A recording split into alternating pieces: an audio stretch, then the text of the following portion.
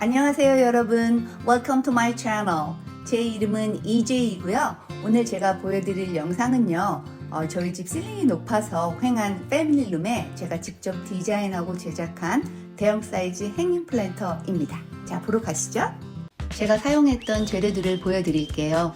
기본 재료는 아웃도어 테이블, 바구니와 실링을 연결해줄 튼튼한 끈.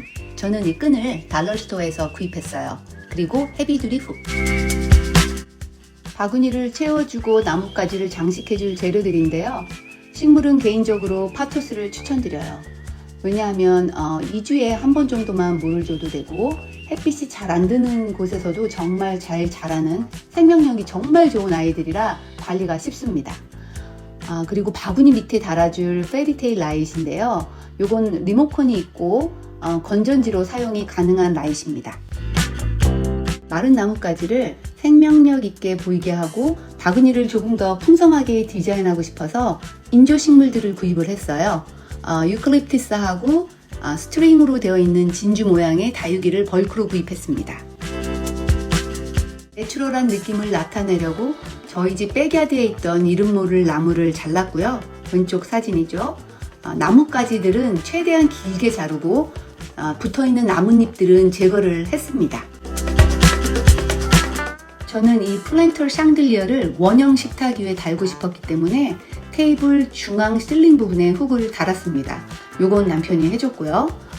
바구니가 또 꽤 생각보다 무겁더라고요. 그래서 두 끈을 서로 단단히 묶어준 후 매듭 부분을 테이블 다리 뒤로 한 번 더 돌려줬습니다. 제가 생각했던 디자인은 나뭇가지들이 실링에서 쏟아지는 그런 느낌의 샹들리어 플랜터였어요. 그래서 나뭇가지 하나하나를 끈과 연결할 때마다 형태 교정을 위해서 집 타일을 사용했어요. 그리고 전체적인 느낌이 중요하기 때문에 사다리를 타고 내려가서 전체 모양을 보고 또 올라가서 나뭇가지와 끈을 또 연결하는 것을 수십 번 반복했습니다. 페리테일 라잇을 달았는데요. 와이어 자체가 굉장히 유연하기 때문에 그냥 바구니에 감아줬습니다. 그리고 작은 파토스 화분 5개 정도를 바구니에 집어 넣었고요. 자, 이제 완성된 행잉 플랜터 한번 보실까요?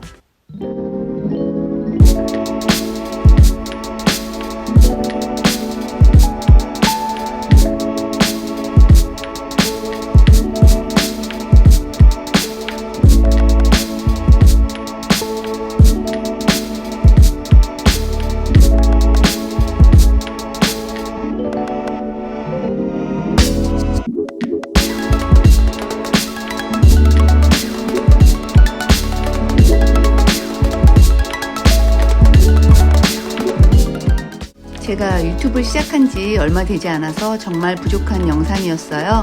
끝까지 시청해 주셔서 감사드리고요. 혹시 궁금한 점이나 아쉬웠던 점, 부족했던 점 너무 많았겠죠? 아래 댓글에 남겨주세요. 제가 다음 영상 제작을 하는데 큰 도움이 될 것 같습니다. 자, 그럼 다음 영상에서 또 만나요. 감사합니다.